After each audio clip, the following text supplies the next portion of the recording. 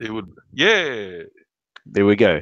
Well, welcome to the session of Driving Maul. As you can tell, I'm not the normal Driving Maul guy, with Paul having a well-earned break entertaining the rallies in town. So I'm taking over. I'm Ashwin, aka NZ Fatso if you're on Twitter, filling the big boots of Paul, bringing you the post-game review of tonight's Super Rugby game between the Highlanders and Crusaders inside the Tupperware container. And to help me out and joining me today is Herman Dill. Good evening to you, Herman. How are you doing? Yes, I am. I'm doing fine, Ash. I'm doing fine. That's It'll good. be That's good today. good. And I mean, I just hold on. I just thought about something here. Unless the viewers get confused, so we just can have someone with a hat.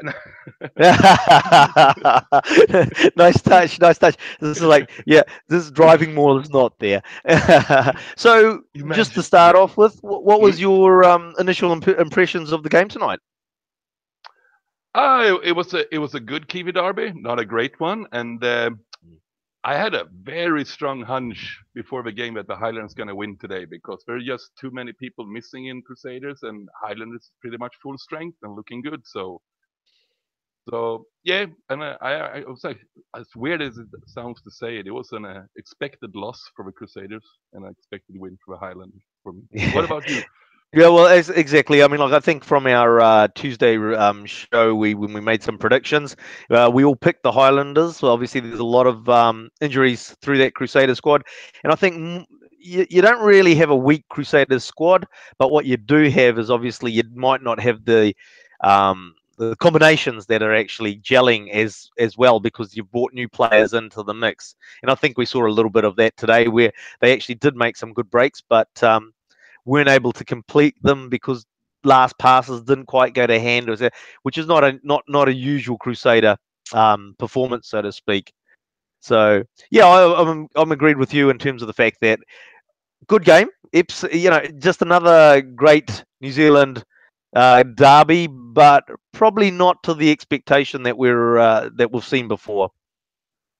We should probably do like it's probably quite early into the season. We should have our like top five Kiwi derby ranking for the season where we put in which exactly was. I would still say the Highlanders Blues in the first round is the best one from this year. Yep. Yeah, I see. Yeah, absolutely. I mean, that was just frenetic, pace right through the game. Look, going through the game, early on, before there were any tries or any points scored, obviously there were the Highlanders smashing away. Didn't seem to be getting anywhere. Great Crusaders defence to start with, but one thing that I noticed was the fact that on their own line, the Crusaders there was no advantage being played, but passing the ball on their own goal line, which was quite a bit of a surprise, and took me by surprise when they started doing that. Yeah, we looked like Sunwolves there for a couple of seconds. That's a Absolutely. joke. No, Yeah, Crusaders fans don't get too upset. Yeah, no, look, and yep, uh, this could be, of course, because there's so many positional changes in Crusaders due to injury, but kind of see we're up to something at the breakdown generally in defense. You see how we really mix it up. How many people we send there, and many times they don't send anyone at all, just standing watching, and they have yeah, some. You just notice this too. yeah, absolutely. You can't say that the Crusaders' game plan was to stand off the rucks because they'd be standing off the rucks, and the next thing you know, they're flying into the rucks and actually getting good momentum and pushing over the ball and getting a turnover. Yeah, yeah, some really strong turnovers from Crusaders by Yes. these tactics, and it's gonna be interesting because still with this new breakdown law, there are a lot of teams who are trying to find their feet here, how to best Yep. use it. But this was actually, and you can see like sort of a little bit next level what the Crusaders try to do here, how we can really start confusing the opponents.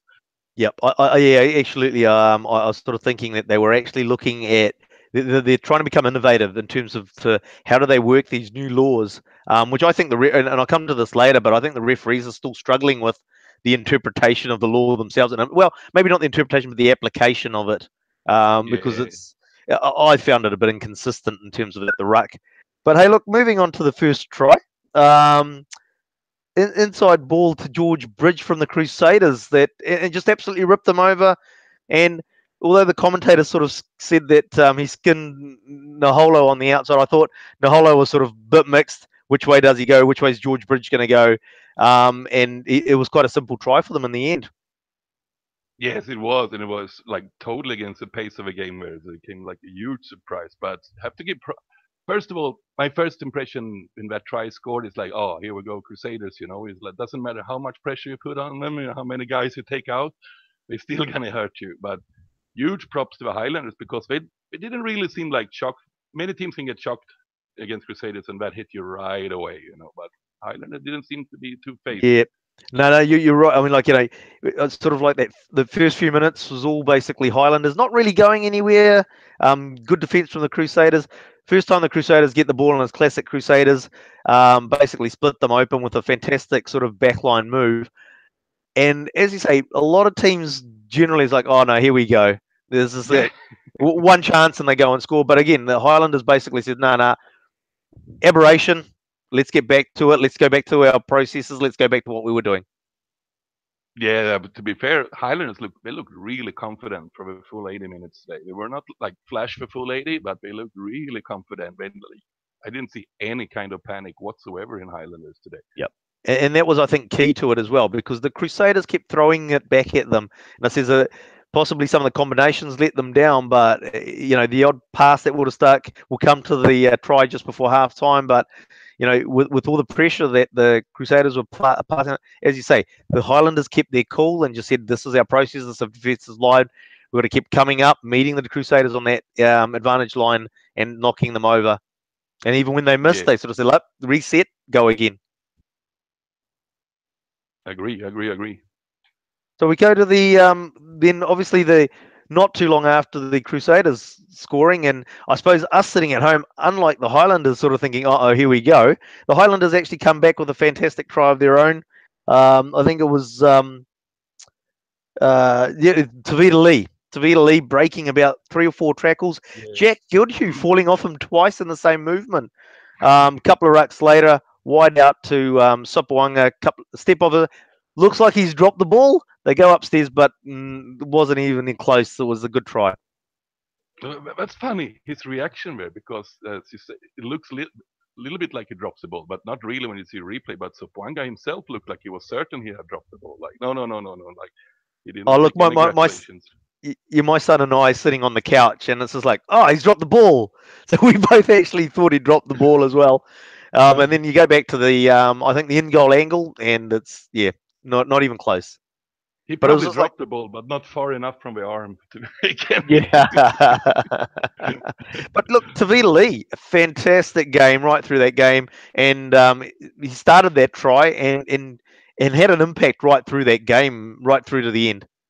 Yeah, he is my man of the match, actually, Tavita Lee. Yeah. So And you'd have to say maybe a coming of age game of him. Obviously, few seasons at the Blues, had a lot of opportunities, didn't really quite take them or crack that chances. Been with the Highlanders, I think this is his 3rd season, if I'm right. And really, I'd have to say that would be his best Super Rugby game that I've seen him for a consistent 80-minute period. yeah, I agree fully with you. But Mm. it is. What, Any other players in high? Oh, let's talk through the game first, maybe. yeah, we'll go through the. It's just like I was just going to say, second try to Lee again. Basically, I found it sort of like finding space out wide, and one of the things I noticed that the Highlanders actually changed, which helped with the second try for the Highlanders, who's gone blank on who actually scored it, but is the fact is that when in the first opening sort of 8 minutes, when they were really getting nowhere, bashing into the Crusaders' defensive into their forwards, they started to go a little bit wider off the rucks, and then also a bit wider out with the backs as well. And I felt that the again Tavita Lee breaking about 3 or 4 tackles, setting the try up. Yeah, gotta hurt an old blues man, huh? I don't know what you're talking about. it only hurts when it's new. You're used to all the procession of players that have left and just become fantastic.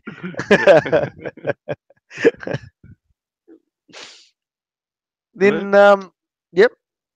Crusader had a little bit better period after. It was like probably was it between like minute 25 to 35 was like the only time Crusaders looked like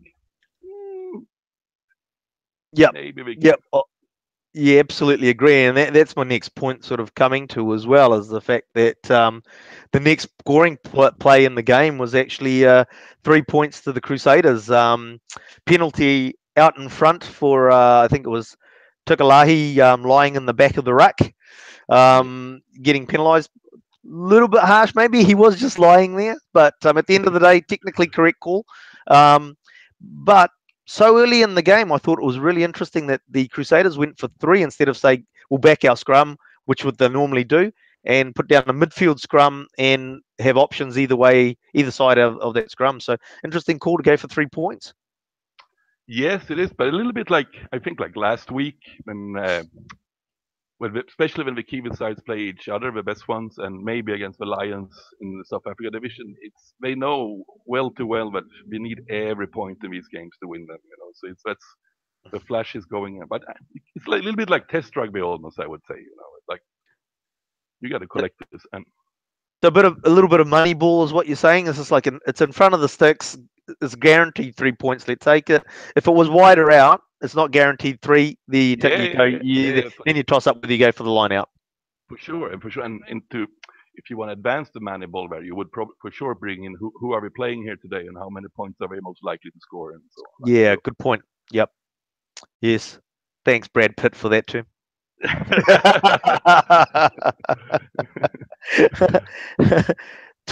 I've got a note here. Yeah, sorry.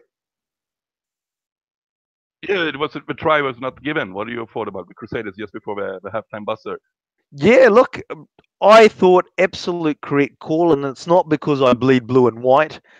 I've been getting really frustrated by the fact is that the difference between a player going in and trying to actually two arms strip the ball out, whereas a player coming in for a tackle, arm coming over the top, and knocking the ball out, because the onus is on the attacking player to maintain control of the ball, and therefore in that situation it's a correct call. It's a knock on because the attacking player hasn't controlled the ball. It's not Tavita Lee going in there, getting in there and trying to do a strip. That's Yeah, the way I see it, and that's the thing that's been frustrating me a lot, is that, and that's in today's way that they're calling it, effectively that was a 50-50 call, but to my mind they actually adjudicated on what the rule book says, and that's a knock on because the player didn't control the ball. yeah, I agree. It was also pretty clear to see what's the knock on to when you see the ball from where it left the hand, where it hit the line down on the Actually, grass. But you heard Marchie there, yeah, yeah. but it was bouncing backwards. Absolutely, and I think we talked about it just before off air when we are coming. Justin Marshall was on great form today. He was looking at it with both eyes. With a level playing field, eye patches on both eyes. No, one red eye and one black eye today. Black eye, absolutely. One red eye. No. I mean, the only call you could have made was the fact is that Tavita Lee had knocked the ball out. As I said, I think that's actually the onus is on the attacking player controlling the ball. Once it was decided that it wasn't, it was attacking player's onus to control the ball is clearly goes forward of his feet. Yeah. So it's a knock on. And I don't know what Jay Marshall was looking at, tell you the truth. Another game, possibly. Protecting his colors. Yeah. Look, the other thing, just taking, I made a note on the 24th minute, Crusaders go for a penalty line out. And the Highlanders did really well, fantastically well, defending it. And it really gave them that extra leg. As you said, I think before with the Highlanders never really they seemed calm in that game. They seemed, although the Crusaders were making the breaks, they still felt like they were getting back. They'd make the break, maintain composure, and get their defense in line again. And that line out in the 24th minute, I felt really sort of summed up how the Highlanders were going. They were getting that adrenaline boost from the fact that they defended that line out as well, and they were just building in the fact that we can keep these guys out. They're human. Yeah. Chop them down, and they stop just like anybody else. Yeah, it was building up for the whole game with this in scrum time too. That Crusaders usually so dominant in scrum time, but they didn't get anything from the Highlanders today. You've actually talking about the scrum. Very surprised, tell you the truth, about the scrums. I, I scratch my head. It's a dark art. We all know, and it's just like it's really hard to understand, and this is like or comprehend even. It's when you look at that Highlanders front row, you wouldn't say they're household names, but technically, obviously, and their coaching staff really worked on them, and technically they were obviously getting it right because they competed very well against what we pretty much come to expect as a strong Crusader scrum. Oh yeah, I mean, Crusaders has the best scrum in the world by some distance too. I mean, Yeah, so that's probably also what we talked about before. When you feel, like you said, you feel you can compete in the line out, even steal the line outs. You're standing steady at scrum time. It's like when if you get that feeling as Crusaders, it probably helped your confidence too. Like no, yep, if Crusaders going to win it, we're not going to give it away to them today. They're going to earn every single point. yep. And it's just like interesting. I've actually felt that they were both playing a very similar game policy. They were both going sort of rather than around the fringes of the ruck, pick and go around the fringes of the ruck. It's actually just going sort of like one wide. That's where the gaps were. Um, Again, the Crusaders were Cody Taylor. And that first half, I think it was in particular. Yeah, first half. Made some fantastic. It was about 3 breaks that he made, clean breaks, busting into gaps just on the fringes out wide. Yeah. Cody Taylor is one of Tavita Lee and Cody Taylor's, and there are two more Yep. players. Like I want to give special mentions, but he's really really. I mean, he's constantly improving, and he also is consistent on such a high level. I mean, Dane Coles was he still is one of my favorite players all time because he really made the hooker position to something completely different. But Cody Taylor doesn't have as much X factor, but he do the basics so good, and he has a lot of X factor too. I mean, the only reason why we don't rate his X factor is because we compare him to Dane Coles, more or less. And I think the reason why Dane Coles is that extra level, he's obviously got that acceleration off the mark, Yeah, and that's a part. When you look at with quite a few of Paul's podcasts, actually, I keep mentioning the top 2 inches, and you see that in Cody Taylor's game is that he's looking at where are the gaps, and he's putting in position, putting himself in position in the right parts of the field to take advantage of where those gaps are. yeah. I just feel like he's reading the game all over really well. He's like never late to the tackles. His positions play is good all the way. I mean, he's clearly seems to be in the zone, like enjoying his rugby on top of his game. So Yeah. good news The for only the thing All I think Blacks for sure. the only thing I think he might have been disappointed about, he would have loved to have hit George Bridge a few times on the chest. Yeah. With those breaks that he made, he hits George Bridge on the chest. It's game over. It's try time. Because George Bridge, I think, I think we talked about George Bridge possibly last week after the Yeah. Hurricanes game. Look, I don't know if he'll go and get a regular All Blacks jersey, but I think if there's any injuries on the wing, they'll be looking seriously at George Bridge. He's a 100% man. He's always he's up and he's going all the time, and he's involved in the game quite. And then he's got that fantastic speed to boot as well. Yeah, he's looking like quite a prospect, but at least from my point of view of the All Blacks team, is like the competition of the wings are. You need a lot of injuries before you get the free ride in the All Blacks wing. Now, speaking of All Blacks on the field today, I, what were your thoughts on Waisaki Nahola? I felt that he didn't get into the game today, and there were a couple of opportunities, especially in that second half. I think with about 10-15 to go, he seemed to who was it? I think it might have actually been George Bridge turned and actually caught him from behind. He really wasn't. Yeah, just didn't have one of his great Yeah, games. you mean the yellow card? Yeah. Okay. No, not the yellow card. Actually, previous to the yellow card. Sorry, no, not previous. After the yellow card, Hmm? coming towards the end of the game, and he's made a break down the outside. He's got 3 Crusaders in front of him, but there's a big gap inside, and if he accelerates and goes into the gap, all 3 would have gone to him like bees to the honey pot. Would have opened up the support in the inside, but he seemed to just jog it down the tram lines and really Yeah, didn't set up. I think there was a turnover from it. no, it wasn't his best game. I thought like his first contribution of a game was like he dropped the pass right away, or did a throw away or dropped the pass right away. Early on. Yep. Yeah, Like there was the something like that. Yeah. Yeah. And then, of course, there but was, as you just mentioned, the yellow card. yeah, and that's probably the if you use your line out, that's one big game changer. The Highlanders winning the yellow card 5-0, that's obviously like the big one that decided this game in the end. Yeah. That's Yeah, look, I mean, obviously, again, us on the couch sort of thinking, here we go. Crusaders usually, again, it's just who the Crusaders are. They take yeah, advantage of the numbers. grind them team down. Yep, they grind the team down, and when they get that card advantage, one man advantage, they take advantage of it. But today, again, Highlanders' belief in themselves actually scored the 5 points while they were one man down.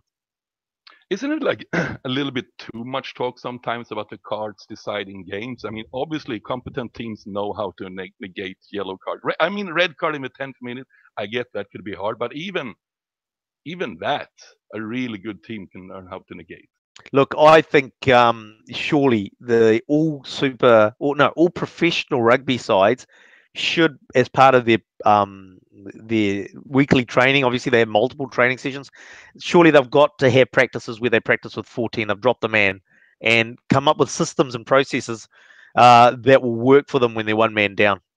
So yeah, Yeah, you sort of think, look, yeah, it depends when obviously it depends on how the game's gone, the game flow. If you've made a hundred tackles and now you've lost a man, obviously that fatigue factor will play a part.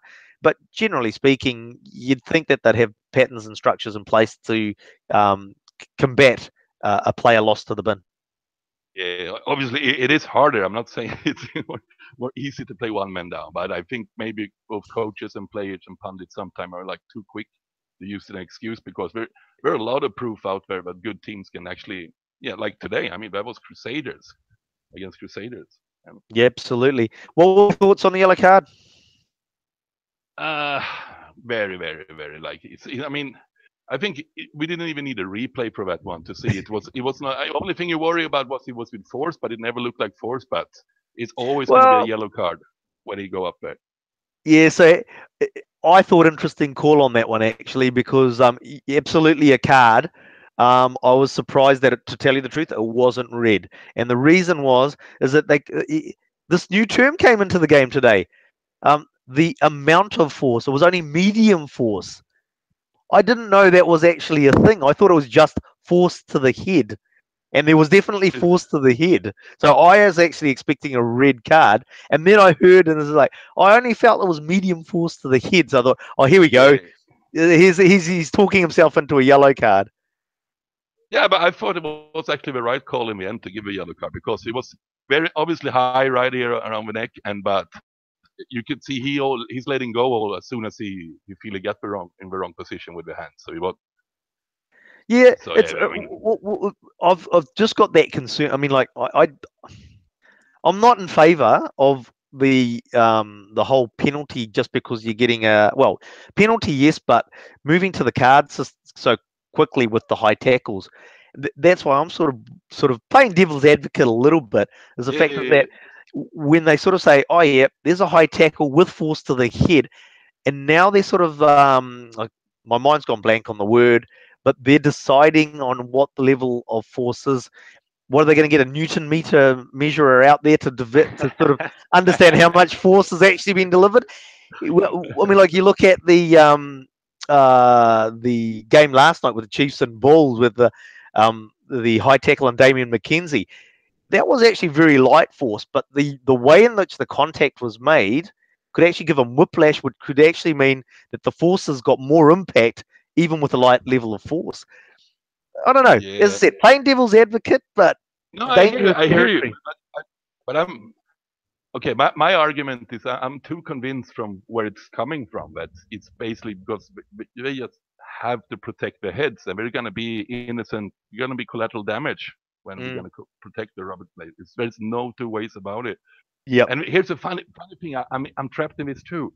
Here we are talking about the rugby game, like one of the most like clear-cut yellow cards you will see, and we're not talking about Naholo making an absolutely horrendous decision. No. We're talking about the referee and the rules. The Yep. players get such a free ride so many times. Yep. I mean, it was.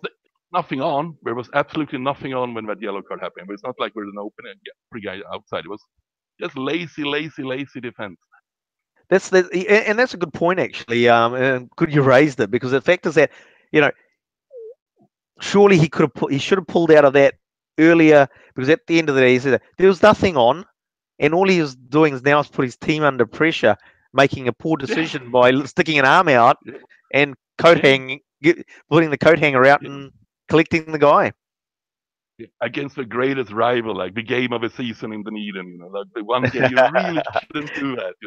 But again, we're not in rugby. We don't go on like that. We criticize the referee. Same thing like some players bombs tries. And that was too bad. But if a referee missed one try, oh my God, they stole the game from us. Oh la la la la. No. No, that's a very fair comment. This is like players make many more mistakes in the game than probably the referee does. Yeah, at least at the same level, I would say. I mean, Yep. it's hard to play ref and play rugby at the highest level. It's really hard. Just sort of like going through. So actually, I'm just going to After backtrack a this, bit. Just backtrack to something.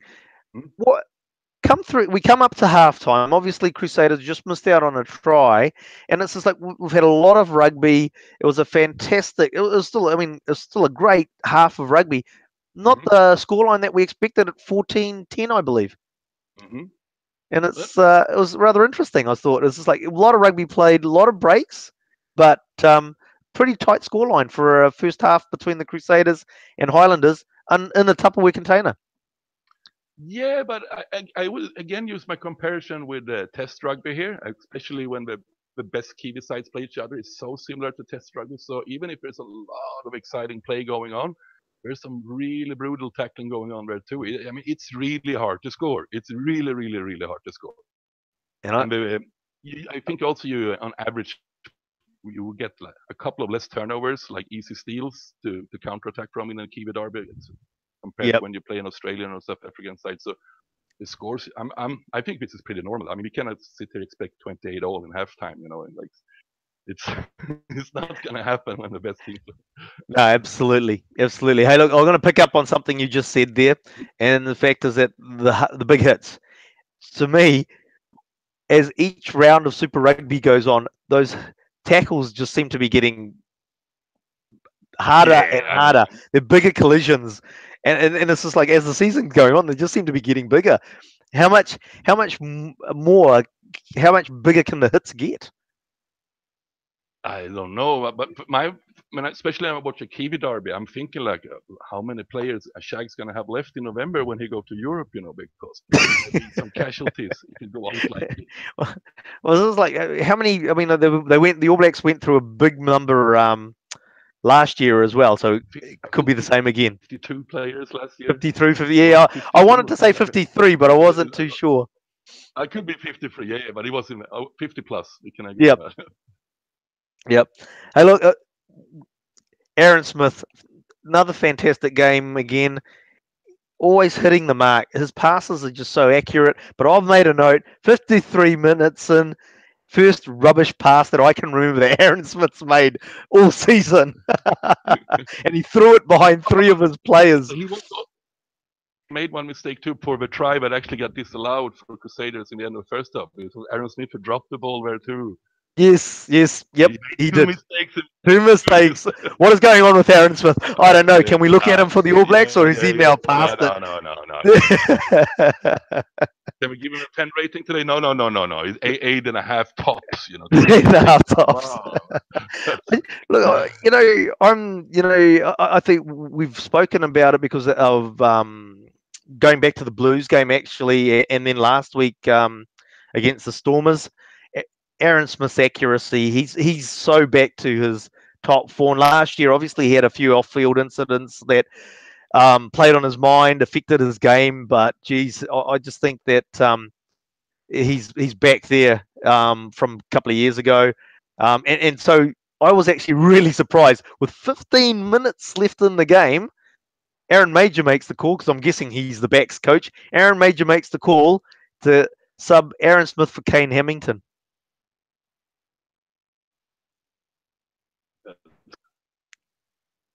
What are your thoughts on He's the fact but that did you did you sort of think, interesting decision 15 minutes ago? yeah, but I mean, it's better to have Aaron Smith on your team and not, but you can't expect him to play every game all the time. You got to have something. But it's kind of ballsy to do it against Crusaders. Okay, we're gonna give our new guy 20 minutes. that's, that's good. It's just the Crusaders. Who cares? Yeah, oh, chuck him on. And Uh, conversely, I actually think, I mean, Mitch Hunt actually, I thought had a good game. Obviously, but he'll we have grow to into that mention. position.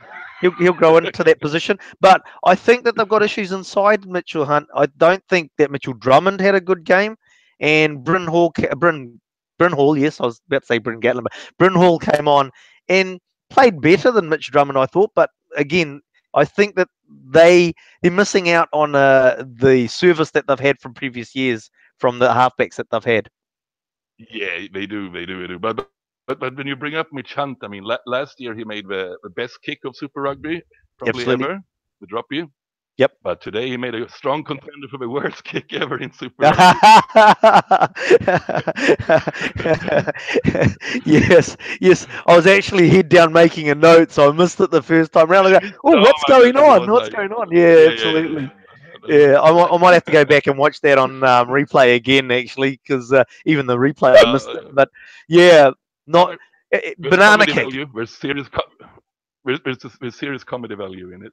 Yeah, that'll make it to the highlights reels of the sports shows during the week.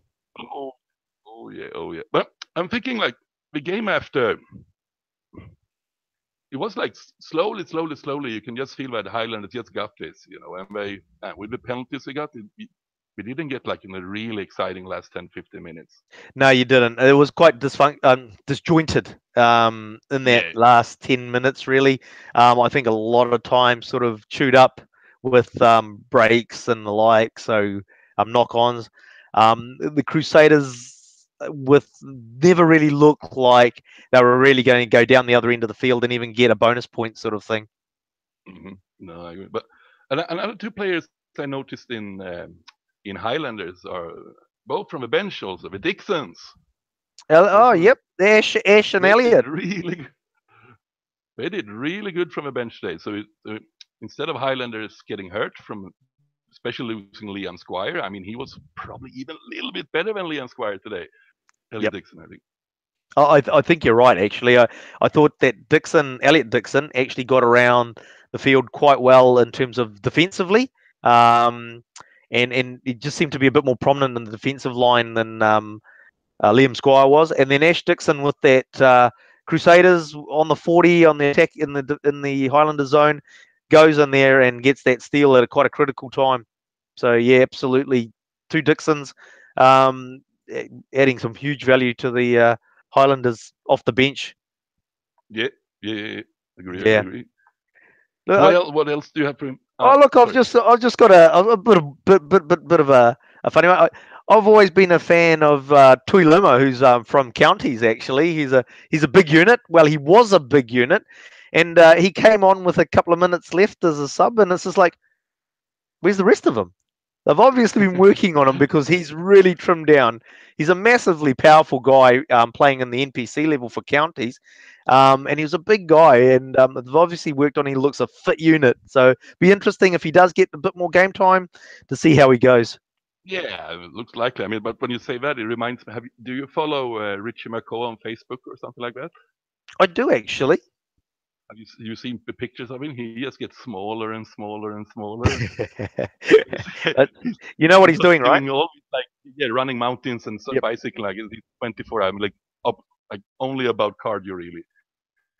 So I never seen him smaller than he is now. You hardly can see him anymore. Like the picture. Is that Richie? Where's he got?